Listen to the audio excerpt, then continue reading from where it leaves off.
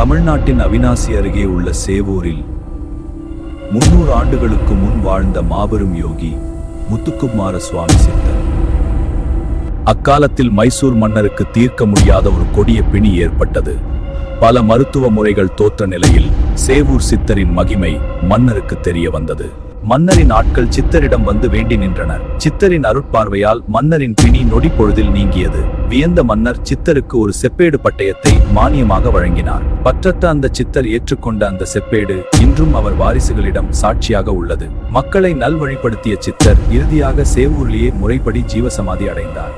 இன்றும் அந்த ஜீவசமாதியில் அமைதியாக தியானம் செய்தால் அவரது சூட்சும அதிர்வலைகளை உணர முடியும். குறிப்பாக கும்பராசி மற்றும் பூரட்டாதி நட்சத்திரக்காரர்களுக்கு இது மிகச் சிறந்த பரிகார தலம்.